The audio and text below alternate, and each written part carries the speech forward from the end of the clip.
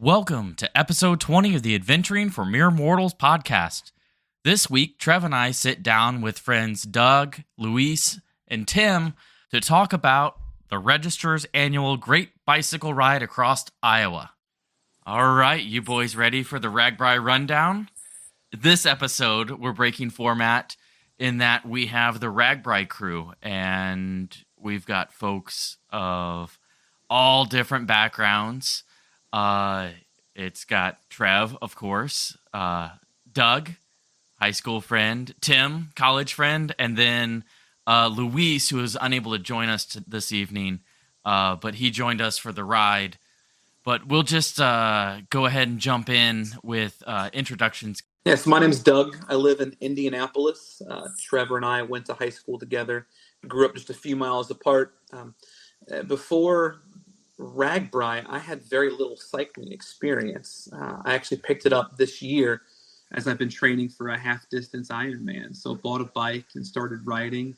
And so RAGBRAI was part of my year-long quest to become at least somewhat proficient at swim, bike, and run to complete an Ironman. So, but it was good. It was a good experience. Cool. How about you, Tim? Yeah, my name's Tim. I'm from the Omaha, Nebraska area. Went to college with Trevor and Kyle. Had a lot of fun memories with them. My background in biking is a lot of BMX, probably close to 20 years of BMX riding. And then a couple of years ago, I started doing some mountain biking and cross-country riding on dirt paths. And this is by far the longest I've ever rode on pavement. So it's quite the experience. Really excited that I participated and look forward to another year of it. Awesome. And yeah, for completeness, I'll do everybody. It's Trevor. Everybody should know me if you're listening to this. Hi, Trev. Hi. Yeah, my cycling background is I've been cycling more seriously for the last, I'd say 3 or 4 years. Like I started cycling as a way to like cross train, because I was running a lot and I figured I was going to injure myself if I ran every day. So I needed something to break it up, and I started liking it. So yeah, I do a mix of road biking and gravel. So yep, that's my background. Kyle, round it out for us. Okay. So I was introduced to biking, mostly mountain biking, in grad school. And I did that for a while. And then I really liked it, and I got into triathlons and stuff. So then I transitioned into to those races. And then both those bikes got wiped out by acts of God, we'll call it. And then I took a hiatus for a while, and then got back into road biking later on in grad school. And then after grad school for, I want to say a few years, I commuted every day into work with the bike and everything.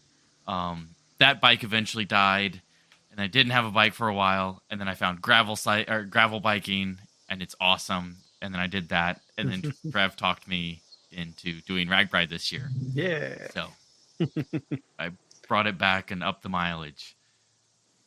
How about you touch on how we got to where we were of doing RAGBRAI, because it was your idea last year. So I guess before we even get into that, we should talk about what RAGBRAI is, like, just in case somebody just drops in out of nowhere and this is their first episode. So RAGBRAI stands for the Register's Annual Great Bike Ride Across Iowa. And this was the 50th year. Just a real short rundown. It starts on the west side of Iowa, and you dip your tires in the Missouri River, and you bike along roads, various different path every year to the Mississippi River, and you can dip your tire in the Mississippi River. So you go all the way across Iowa. It's usually somewhere around 450 to 500 miles, depending on the route. But yeah, you do that over a week. So yeah, so how I found out about it was watching YouTube videos, as I find out about a lot of things. And one of the things that really brought me to it was the Brentley and Mary Beth Cooper, the Buses, Bikes, and Beers crew. They had done multiple different videos about it.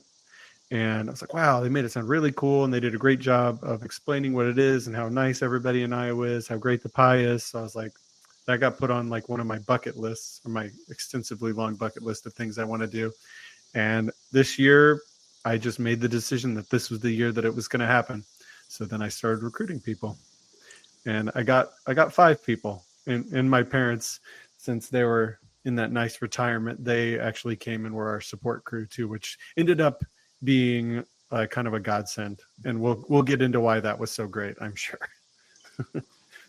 And don't forget that this was the annual group trip that we did. So how this podcast came was out of one of these group trips where we did the Foothills Trail. I don't know why I was blanking on that, but the Foothills Trail. And then last year I was unable to attend, but Doug attended with Brandy and Trev. They took the Rivian across the United States and did Death Valley. And then this year was decided that it was going to be RAGBRAI for the trip. And then next year we're looking at Island Royale. So this is part of that trip, and it's just usually we're crossing things off of Trevor's bucket list. Yeah, pretty much. Because I volunteered to do all the logistics, so I'm like, oh, hey, I want to do this one. What do you guys think? But I will say Isle Royale. That was not me. Alex said Isle Royale, and I'm like, yeah, let's do that one. It was on my list anyway, but it wasn't my decision for that one. But okay, let's get back on task, back on RAGBRAI. So we've kind of explained what it was in general. This year's with the 50th anniversary. So there was a lot of people. I think, and correct me if I'm wrong, I heard unofficially there were 33,000 registered riders. I think that was the number I heard. And as we for the week. Yeah, for week-long riders. Yeah, good. That's a good clarification for sure. And there are people that just like show up and do it anyway, so they aren't counted in that number. But that's a lot of people in doing this type of thing. So, yeah. So I guess a good place to start for this, for that we can kind of go around the virtual room here. Did it meet everyone's expectations? Did it end up being what you thought it was going to be, or was it a completely different experience? We'll start with Tim. What do you think, man? It was wild. I don't know that you could have any expectation met going into it. It was just way more people, way more fun, way more challenging than anyone could really describe to you. It's definitely one of the most memorable things I've done in quite some time. Definitely type 2 fun. Painful during that week. And, looking back on it now, talking with you guys, I've got a lot of really great memories and laughs. So, yeah, it's just going to be a hard one for us to describe. Yeah, for sure. Well, Doug, you should try to describe it anyway. What do you think? Yeah, so I did quite a bit of research on this before we left. So I joined a couple Facebook groups and I watched a number of YouTube videos. So I felt moderately prepared for the experience. We knew there were going to be a lot of people because it was the 50th anniversary. There were warnings beforehand. I knew the distance was going to be a challenge. I think the two things that were surprises to me is one, you can't really control, which was the weather, and it was the heat. And then the other was just the elevation gain. You think of Iowa as just like the plains, and it's going to be flat. And I heard, I can't remember if it was one of you guys or not, but someone described Iowa as being flat like a waffle. And I think that's pretty accurate. It's just up and down all of the time. And I knew there were hills. You can read the little elevation gain number on their map. but it's totally different when you're out there and you've been biking for 5 days and you look and you're like, there's another hill out there. So I don't believe I was quite as prepared for the elevation gain. I will say it was quite the experience in terms of just so many different types of people from all over the world with different levels of equipment, different experiences, different fitness levels, looking to get different things out of it. You've got your serious riders and your partiers. So I kind of had an idea that was going to be kind of the experience there, but it's totally different when you get there and kind of meet these people. So I really enjoyed it. It was hard. I would definitely do it again, 100%. I'm just going to pray for a little cooler temperature next time. Good. What about you, Kyle? Yeah, definitely type 2 fun. The heat, the heat is what did me in. Is the second to last day. What was that? The 81-ish mile day. I chose the hill that I was gonna die on, and I had completed the route, but it was the bonus miles at the end of the day to get to the campsites and stuff. And yeah, that one I went and I was like, nope, not going any further. I'm done. It was like, I don't know what happened that day. I was wrapped in a warm, wet blanket and I couldn't cool down. Yeah, I was the opposite of Doug. I just rode my bike and like trained, and I was like, it'll work out, and didn't really look into the route. Didn't do any investigation into, what type of activities.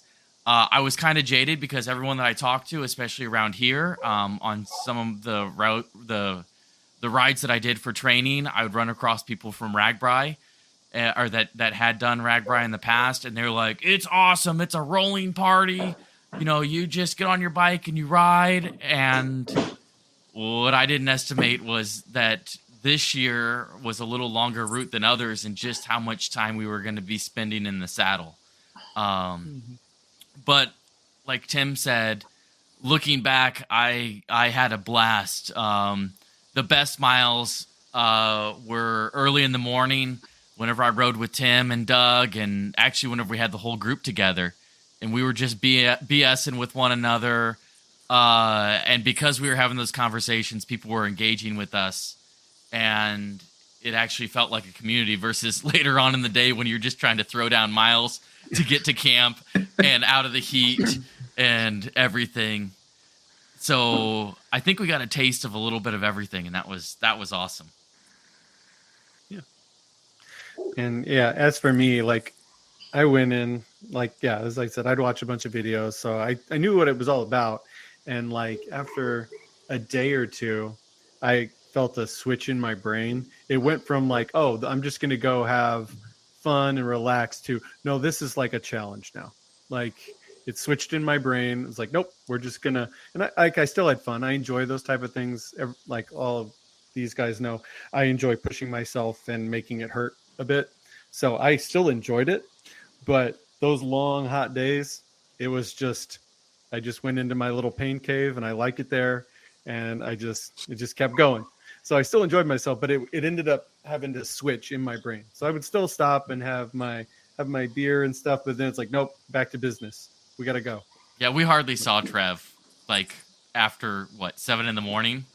No, hey, don't be like that. No, we could always find you at the beer tent. That's right. Exactly. That's right. Yeah. I would stop and have my beer, or and like I would have to stop and have my coffee too in the morning too. So we'd get separated when I stop and have my coffee. But yeah, like it was, there were, I guess, flashes of like what I had seen like on Instagram, on YouTube, but this was a completely different beast, just from the extra length and the heat. The heat was brutal. Everybody I've talked to, like out there and afterwards, was like, yeah, it was just maybe the hardest one ever of the people that I had did my unofficial surveying. Well, we were talking beforehand, and I agree that if we lose any one of a combination of factors, it would have been a much more enjoyable ride, whether it would be better temperature, less elevation gain, a little bit less on the mileage, maybe a little less on the crowded nature of the ride, just given how many people were there. You drop any one of those three or those four, and it gets much more enjoyable. But when you have all four together for essentially the entire week, and I think you're right, Trev, there's a point each day where the temp started going up, and it's like, all right, I've still got 40 miles to go, and I don't want to have to hit the sag wagon, so I've got to really focus now and knock some miles out. Maybe not have my beer, or as I learned, don't eat a huge supply of ice cream. In the moment, it's great. It's great, but then you're riding and you're like, what's that line from Anchorman? Milk was a bad choice. That was me. That was me one of the days. So that is a brilliant segue. So we can talk about what our favorite foods were we ate along the way. Because, that's a big portion of it. There's vendors at every little pass-through town and in the finishing towns for the day. There's like 4-H groups and like dance teams. Any type of kids organized sport or activity would have some type of booth when you came into any town. So, what was everyone's favorite foods? We'll start with Kyle this time. All right. Well, my favorite delivery of food was coming into Iowa City. A little girl standing on the side of the road made eye contact with me, and she pointed at me, and she had 2 popsicles. And she pointed at them, and it was a purple one and a green one. She pointed at the purple one, and I went, nope. And she went to the green one. I went like that, and she held it out. And as I rode by, she handed it to me, and it was awesome. Best pie was I don't remember where it was, but it was the 2 slices of strawberry rhubarb pie that I had, where I sat under a giant oak tree and devoured that. And then I went for convenience during lunch. And so I chose the place with the shortest lines, and that was the ribeye sandwiches, and they were absolutely delicious, day in and day out. Doug actually pointed it out the second day. He got ahead of us, and he like texted everyone. He's like, short line ribeyes, delicious, getting extra water or something like that. Like priorities. Yeah, it was. You could tell that he was hungry, but yeah, those were mine. Tim? Doug. Oh. All right, Go, Doug, go. Oh, okay, I'll go. So, brief break, 3 seconds, let Kyle delete. And so each day you had certain vendors that you would see along the routes. And so you had certain faces and signs you'd see over and over. And of those, my favorite was Mr. Pork Chop. Kind of famous, big pink bus. You could see the smoke coming. That was just the sustenance of like a big hunk of a pork chop that was warm. It was perfect out there after you've been biking for a while. But my favorite stops were either the little kid stands that you would find kind of in the rural parts of town, or the churches or the small groups that you would see, like Trev mentioned, the 4-H groups. There were a number of swim teams. I personally found with the heat, the best places were ice cold lemonade and popsicles. Rarely did I pass up a chance for like a popsicle while I was out there. Or Amish pie. Like I had a number of pieces of apple pie, which were perfect. But those popsicles were life-giving when it was hot. And I got to give a shout out. We came into Coralville, and that was one of the really hot days. And we've been riding forever. And there's this little kid on the side of the road there. And I know we have a ways to get to our campsite even once I get into town. And I pull over. And he goes, "You look hot." And I'm like, "Yeah, I am." And he goes, "I got ice cold lemonade and popsicles." And I'm like, "You are my favorite person in Iowa. I don't care who else they are." And I sat there in the shade, like Kyle mentioned, just eating a popsicle and drinking ice cold lemonade. And it was the most perfect 10 minutes after a long ride. So those were the ones that, as I look back, I had the fondest memories of. How about you, Tim? I got a guy walking down my street with a boombox. 1 second. Okay. Okay. I'm leaving that in. Kyle, No, tell I'm me to go staying down. in. It's great because it's so random. Okay, I think he's far enough down now. Sorry, guys. Yeah, it's like an 80s style boombox on his shoulder. Just blaring it. Nice. Cindy Lauper. Yeah. You better hope he doesn't come back and hold it above his head.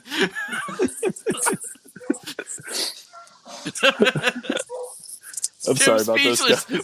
No, that's funny. So probably one of my favorites was the Mr. Pork Chop, and it's such a unique flavor too because they were cooking it over corn cobs, which I've never had anything cooked over corn cobs like that. The pie booths were amazing. You know, the strawberry rhubarb. I'm not a big pie guy, but the strawberry rhubarb just hit differently that week. Probably my favorite spot was like 2:00 in the afternoon. Found a stand that was selling watermelon, and that was just needed that day.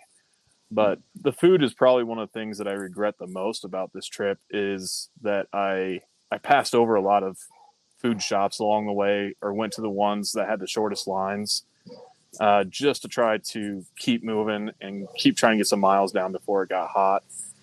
If I had a chance to do this again, I will be doing this again.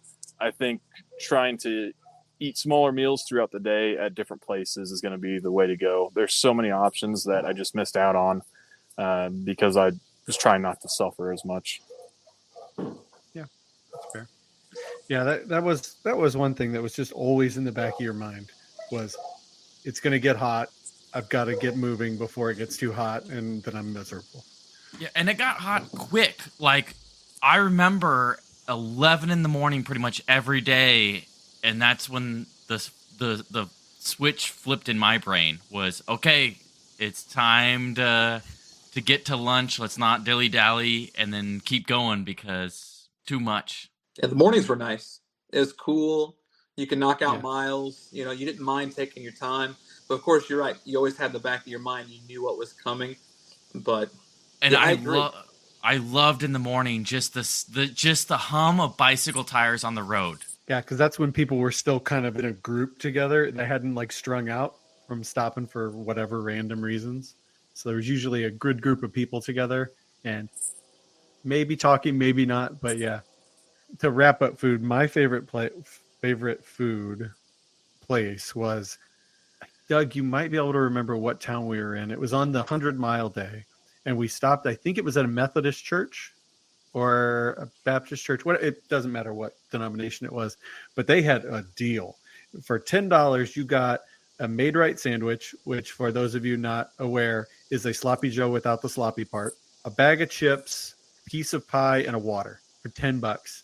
And the pie was great. All the food was great. And strawberry rhubarb, I'll just bring that home again. That was the best pie there. So good. But yeah, as far as the vendors, yeah, Mr. Pork Chop was great. I really liked the smoothie stand. They had like, I think strawberry and mango, and you could actually add protein to it. So if you needed that extra boost in the middle of the day, it's like I hit that a couple times. That was really, really nice.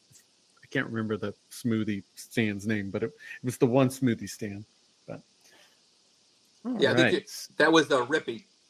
That was Rippy, the middle of the day. That's right. Going from Carroll to Ames, Rippy. Yeah, and it was the meeting town. It was just when it was starting to get hot, so it was a necessary stop.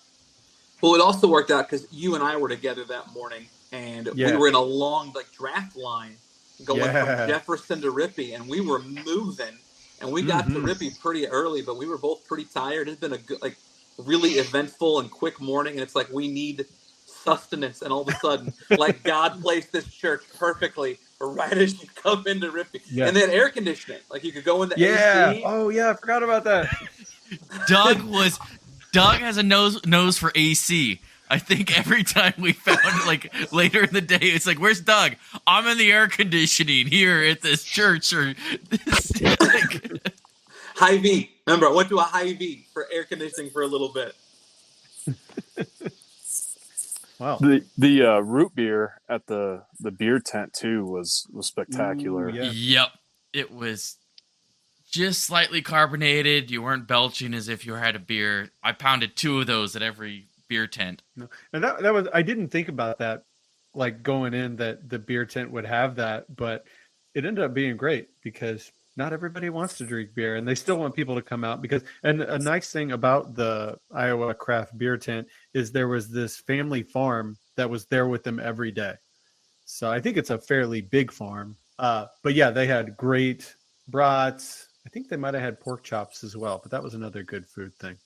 Didn't they have a But tomahawk ribeye? Like yeah, a 100 ounce, or I don't know. yeah, I didn't see that till the last day, but they had an option that you could buy a tomahawk steak from them for $100, and they said it's gonna take us 45 minutes to make it because no one's buying this.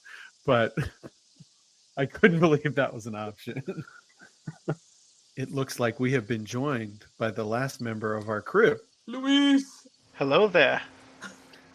So, Luis was able to break away from his work engagement to join the guys here on the podcast. So, I'll put you on the spot, Luis. Can you just give us a little bit of an introduction to who you are, where you're from, what kind of experience you have with cycling? Well, my name's obviously Luis. I am probably less than a mere mortal myself.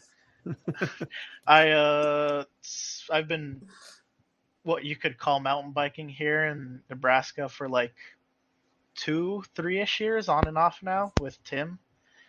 The most I've ever ridden before RAGBRAI was probably like 10ish miles maybe. On a mountain bike. The training I did consisted of a couple very flat rides here and there with Tim. Max elevation was probably 33 feet at one point. So But big change when you got to RAGBRAI. yeah. I bought my gravel bike for RAGBRAI probably like maybe a month before that. And that's probably when we started doing like 20-ish mile rides. I remember Tim and I had planned a 30-mile ride from, what was it, Shenandoah to Malvern, and we ended up getting to Malvern and realized it was only a 20-mile ride. Since our car was there already, we just packed up and went home after that. Well, cool. Well, thank you for that. So yeah, to catch Luis up, we've been like just doing general recap, kind of hitting some random questions, but I think I think a good place we can go now is like just talk about our favorite moments. So this could be from the actual ride itself, hanging out afterwards, just around the campsite, any of that. So who haven't I started with? Luis. Actually, yeah, we can start with Luis. What was your favorite moment? And Honestly, Luis had never met any of us before this trip, Oh yeah, that's other right. than Tim. So Yes. I gotta say, I don't have a single favorite moment. I've honestly thought about that a lot because people keep asking me, especially tonight we had our work dinner, and people were asking me a lot, and I don't have a single favorite moment just because the entire week was so full of like ups and downs, and honestly the biggest high of the week was honestly just spending time with you guys and getting to know you and like sharing meals and sharing the suffering and embracing most of the suck with you guys most of the time. uh it was just the whole week was kind of honestly probably one of the best times I've had in a while. uh doing the I did not polar plunge, ice baths, doing the impromptu slip and slide. Uh, just everything was just a kind of like a peak culmination to the point where I don't even remember the sucking or the suffering that much. Honestly, I really just remember enjoying the entirety of the week with the guys, Getting to meet Trev's parents was awesome. Your mom was super sweet. I love her. Oh, well, thank you. Yeah. The food was great. Even the storm was awesome. Oh yeah, we haven't even hit on the storm yet. So yeah, we can Okay. talk about. We'll get to that. We'll get done with this question, and we'll definitely hit on the storm. The storm. Sweet. But yeah, All right. I loved the week. I loved it, honestly, and getting to meet you guys. Well, thank you. All right, we'll go to Kyle. Okay. Well, like I said, my favorite moments were riding in the morning with folks whenever we were just cruising along, and chatting and BSing with each other.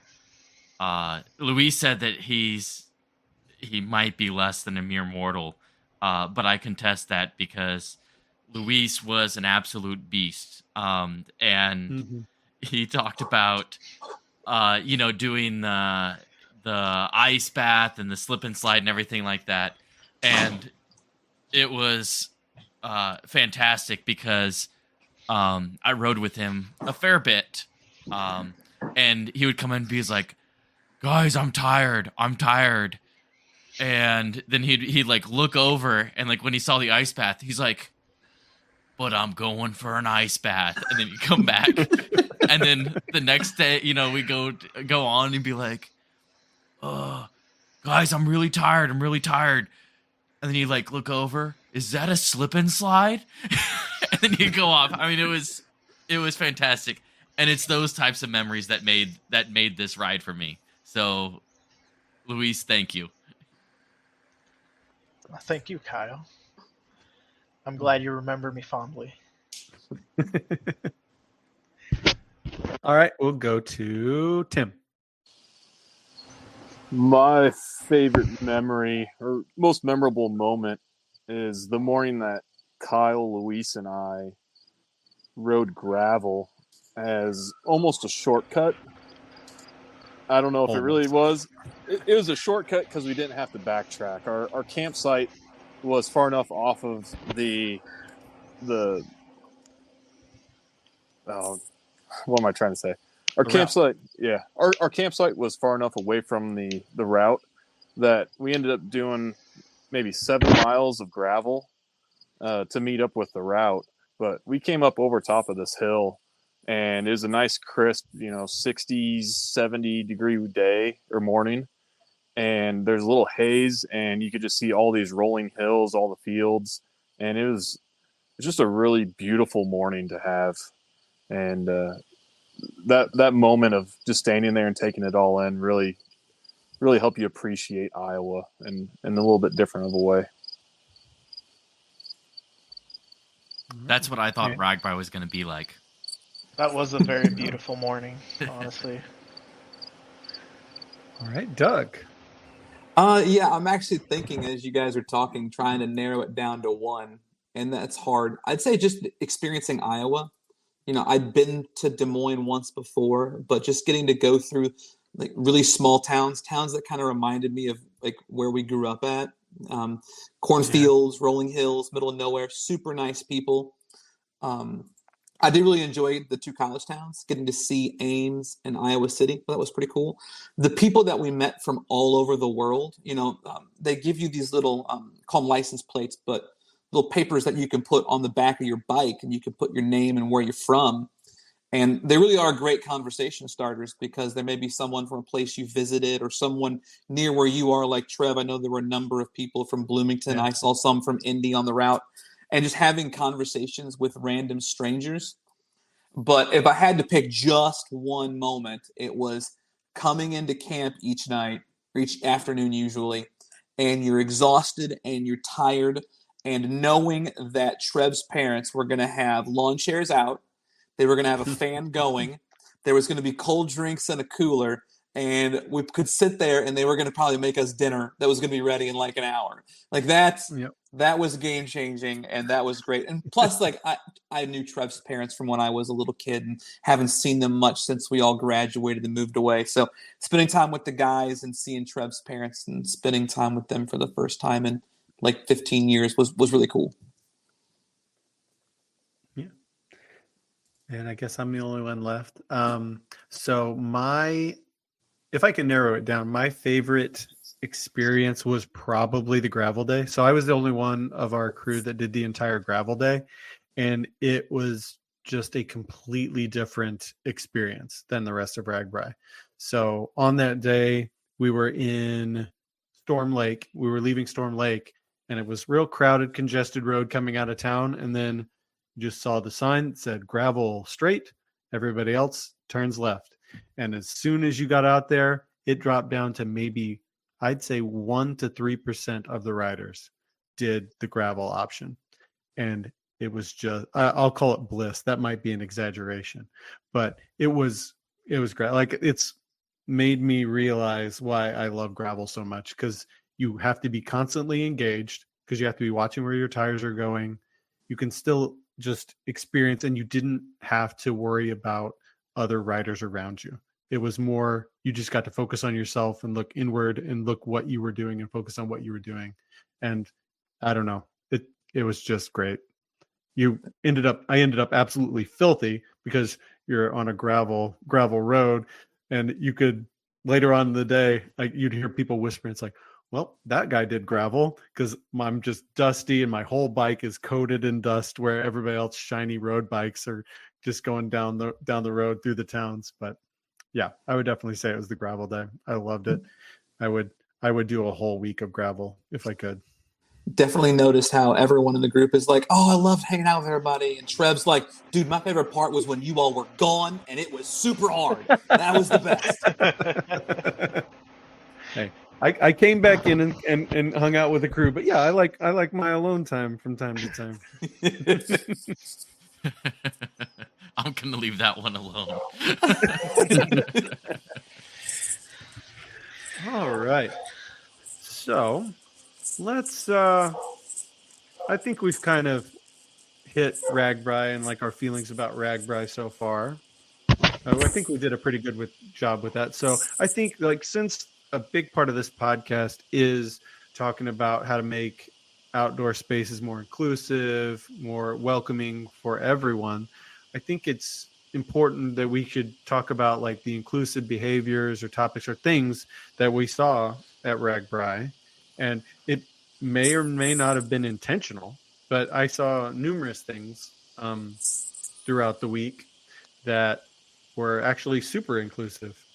And we can also talk about a couple of things that maybe weren't as inclusive, but we'll start with the happier, good stuff first. Yeah, well, I think inclusion and diversity is at the core of RAGBRAI, because they said that at the riders meeting, that this is a bicycle ride. It is not a race. Yeah. You're here to have fun, enjoy the company of other fellow cyclists, etc. And I think that was really, you could see that. And I think they did a really good job of that. I also want to give a shout out to the Air Force and Space Force volunteers. So there was, 172 of them? Is that what it was? And they were... Yeah, it was 170 something. Yeah, and they were riding as support.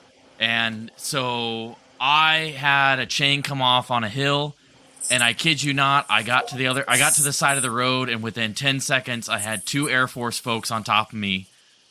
Are you okay? What's going on? Just chain off. I had the chain back on, and they were like, I was like, oh, you guys can go, and they're like, nope, you get back on there first. But they were everywhere. Yes.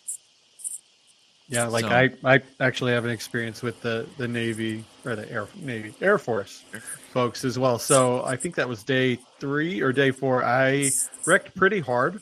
I was grabbing a water bottle from a young man on the side of the road. I was going too fast, and I turned my wheel a little too much, and I flew over my handlebars. I was probably going 15, 20 miles an hour, and within less than 30 seconds, there were multiple Air Force guys there checking out my bike, making sure it was good. My chain came off, so they fixed that, and I kind of stood there and waited until the EMTs got there and I got all checked out. Luckily, I was okay, just bruised, and my pride was severely hurt. But yeah, they were absolutely great. They were asking me a lot of questions like, "Do you know who you are? What day is it?" type of stuff, because I did hit the back of my head. Apparently, it was hard. I don't remember it being terribly hard. My hip is what hit really hard. But yeah, they were great, and I know Kyle and I weren't the only ones that were very blessed to have them there and their support. So it's always great to see them out there. Big shout out to those guys. They were on top of it all week. And then other riders too. If you had an issue or something that was going on, other riders would point it out to you, or if you would get off the side of the road and it seemed to be unexpected, they would, are you okay? Do you need anything? So that was really cool. Yeah, I mean, and from just I'll call it the 10,000-foot view, like looking down at all of the different types of people, like we mentioned it earlier, like there were people from everywhere, and there was probably every different type of bicycle you could think of there. Like everything from like the most high-end road bikes that cost as much as a car down to like the beach cruiser or the like 5-speed bike you can get at Walmart, and anything in between. There were e-bikes. There was even people on unicycles, or that one guy on the penny farthing bike. And it was, yeah. And everybody and don't was like, forget the rollerbladers. Yeah, yeah. that's right. There was tandems and triples with kids. There were kids in wagons behind the bikes. Yeah. It was really impressive just to see how people were able to bring their families along, and the creative solutions they had sometimes. Yeah. Yeah. I think the two most impressive ones I saw were the unicyclists and the fat bikes riding around. Yeah. The fat bikes were hauling surprisingly fast. Yeah, actually, I was talking to a guy on a fat bike and doing the gravel, and he was like, my bike had to be 5 to 10 pounds less than his. And I was talking to him, I was like, out of curiosity, how much does your bike weigh? And he was like, actually, it's surprisingly light. He had a completely carbon bike except for his tires, just to keep it lighter. But it was still it was probably only 3 or 4 pounds more than my bike. I was like, wow. I was It's just probably super impressed. Still weighed half as much as Tim's bike, probably. Yeah. Yeah, probably. So, that was my biggest downfall, was my bike. Explain your bike, Gottman. I use a full suspension mountain bike that I put some road-ish tires on. It has 150 millimeters of front travel and 140 millimeters of rear suspension travel, and it weighs close to 50 pounds the way I had it set up for RAGBRAI. It robbed power as I was trying to go up hills, and it was just really heavy to push around it. But he took that ditch like a champ that one day. Yeah. That's right. You literally disappeared. You literally disappeared into the trees. And everybody around us was like, what? Yeah. So the one day we decided to avoid some congestion in a town and took a little bypass over to a bike path. As we were heading down this parking lot to meet up with the bike path, there was a dirt walkway through a ditch up to the bike path that shaved off maybe 50 feet of riding, and I plowed into it and up it and onto the bike path as everyone else was slowing down to make the turns. So it was quite enjoyable to utilize some of that suspension. Everyone was very impressed. The grin on his face was, I can't describe it. Yes. It that one moment made it worth it. Absolutely. So the one thing that I didn't expect, and this happened right out the gate, Doug, I think you were next to me, one of the very first interactions was with a hearing impaired rider, and he had all sorts of placards on the side of his bike, and he was engaging with everyone.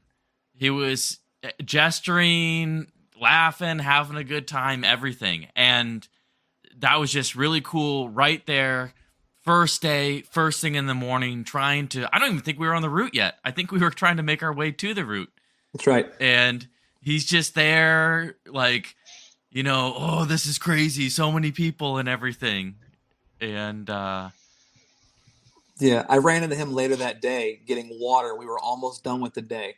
And he kind of motioned to me. He recognized me from earlier in the day, and he kind of gave me the hand signal of, "You okay? You good?" And I'm like, "Hey, I'm good. Are you okay?" And he had this huge smile on his face. And so, yeah, I saw him a couple times. And there was also a couple people on tandems that were blind. They had someone in the front who could see, and in the back, they had placards or signs saying, visually impaired or blind rider, and still getting to enjoy the RAGBRAI experience, even though they couldn't see. I thought that was cool. And Trev, you mentioned kind of inclusion, like. I listened to the Just Go Bike podcast several times, kind of leading up to this. They're RAGBRAIers, and they kind of mentioned that the not very open secret of cycling's primarily a Caucasian sport, and we're also in Iowa, which is known as a very Caucasian area. But it was so cool on the route to just see so many people from so many different backgrounds, from so many different states. You had Republicans and Democrats, and you had people who were from big cities and little small towns. But on the route, none of that stuff mattered. It was just, you're trying to enjoy your beer, or you're trying to survive the suck of the afternoon. It was hot. Like, just all those differences that come to define us so much in our lives in 2023, literally none of that stuff mattered on the route. It was, where you from, how you doing, if someone got hurt, how can you help? Or if you're in line, you're talking to people about their experience or their really cool kits, all the different jerseys people would wear, the ones with donuts, or, the ones with Little Debbie cakes on them. I just thought it was cool that there was just such a variety of people on the ride. Yeah. And like you said, like, there were definitely people that if they had met on the street in any other context, probably wouldn't get along. But everyone there was like united in their love of bikes and riding bikes. So none of that other stuff mattered. That was the cool, unique part that was just amazing to me. Yeah, and not just I'd say not just inclusion in people of like other as races, ethnicities, and colors, but also the differences in just people in general, like different body shapes, sizes, fitness levels, everything. I'm a chunky guy myself, and I'd see other people who were chunkier than me, and they were just tearing up hills. Like, I was like, man, you got some legs to go up these steep hills, man. Yeah. It'd be nothing to have on your right side, an older couple on an e-bike doing 10 mile an hour, and on your left have a draft line doing 22, 23 that just whizzes by, and then to come up on a unicyclist later. Like, there's just such a variety of just skills and fitness. And I think that's what makes RAGBRAI unique, is it's designed to cater to people of different levels. And you can kind of get out of it usually what you want. If you want to go slow and party, you can do that. This RAGBRAI, I think, was a little tougher for that because of the distance and the heat.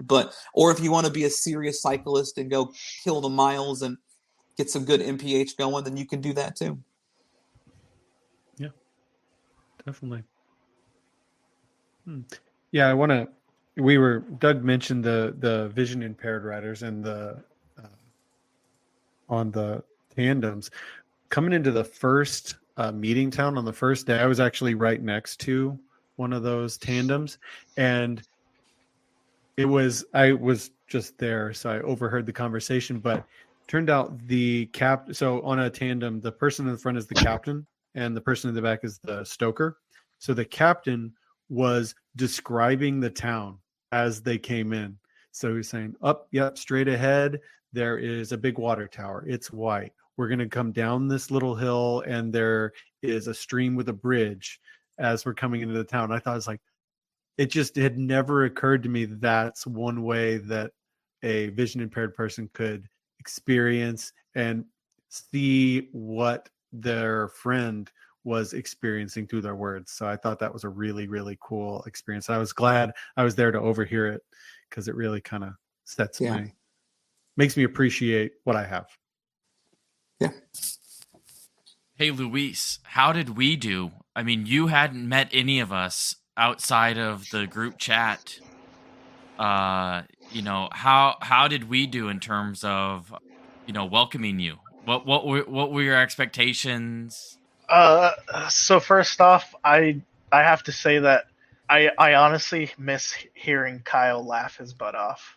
Like I don't know what it is about Kyle's laugh, but when he just starts laughing his butt off at something, it's just kind of intoxicating, and it just he has a good laugh, and it feels like it puts everybody in a good mood. It's like I think honestly it was like I said in the beginning, I can't really narrow down one single moment that is my favorite. It's just overall, I loved meeting you guys and becoming part of this group. It was honestly amazing. We were glad to have you, man. Yeah, it was sure. a blast. Should we bring it home, Tim? Tim's low on battery. So yeah, so Tim's low on battery. So yeah, I guess we'll kind of bring it home. I don't know if you guys want to put your Instagram handles or something out there. Or Doug can put his what is it that he has Marco Polo. Yes, Oh Marco my Polo. God. So much hate. What? Oh my goodness. Well, all right, Tim, your battery's low and I'm ticked off now. You go next. All right. I'm not active on social media very often, so nothing to share there. You can wave at people that look like Tim in Nebraska. Yep. Wait, hold on. That's something to say. We had T-shirts, and the T-shirts had "Adventuring for Mere Mortals" on the front. Trev took lead there. Good job, Trev. But on the back of them, they said "Wave at someone who looks like a Kyle." And man, when we wore those shirts, you want to talk about a conversation starter. Everyone would ask, "Who's Kyle? Who's Kyle? Yeah. Who looks like a Kyle?" People would think we were Kyle. Yes. They'd misread the shirt and be like, "Hey, Kyle." I'm like, "No, wrong person. Up ahead." And then I'd have random people ride by me going, "I heard I'm supposed to wave at you." Yeah, it was a very good call. Good call on the shirts. All right. So go for it, Doug. Yeah, I'll go next. You can find me on Instagram, Doug.Bittner. I'm old school, so I still use Facebook. So you can find me on Facebook. Just search my name, Doug Bittner. Or if you want a Marco Polo, like everyone hates on me, I will send you a Marco Polo because, goodness gracious, because my wife and I love to communicate on Marco Polo. Everyone hates on me, but it's convenient. But yeah, look me up on social. And you'll see me try to survive a half Ironman in a couple weeks. So that's what most of my posts and time are spent on. What about you, Luis? I'm not super active either, but my Instagram is Ramos_Luis97. If you want to give me a follow. I do have Strava too, which I'm planning to be a little more active. Right now I'm just a weekend warrior once again. But yeah, it's Luis Ramos on Strava from Plattsmouth, Nebraska. Nice. And we all know Kyle has no social media presence. So everyone just keep waving at people that look like Kyle. It's growing. It's a thing. Me, I pretty much just use Instagram. It's at Trevor Bowman, 2 L's, 2 N's. If you want to support the podcast, the best way to do that is rate us 5 stars and write us a review. So far, Mr. Tim Kottman is the only person that has written a review. So we need more people out there to write reviews. And if you write a review, I will read it on the air as long as it's not super graphic. and calls me mean things. But yeah, you can follow the podcast on Instagram at Mere Mortal Pod. Our email is adventuringformeremortals@gmail.com. We have a Discord. If Discord's your thing, the invite link will be in the show notes. And I think that's it. So, guys, thanks for coming on. Thanks for doing RAGBRAI with us. I was a drug you blast. in, and I think you enjoyed it anyway. Yeah. Yes, Yeah. I can't wait for the next adventure. Yeah. Also, I Nice. think Luis, a challenge was issued on us writing reviews here. I mean, how graphic can we make this and Trev still read Well, it? So Well, we'll see. We'll see. You'll have to wait till next month and find out. Doug, you have the expertise. yeah, that's true. Come on, family content. Family content. This is a family show, people. All right. Well, yeah, until next month. Well, we'll see y'all then. All right. Bye. Bye. Bye.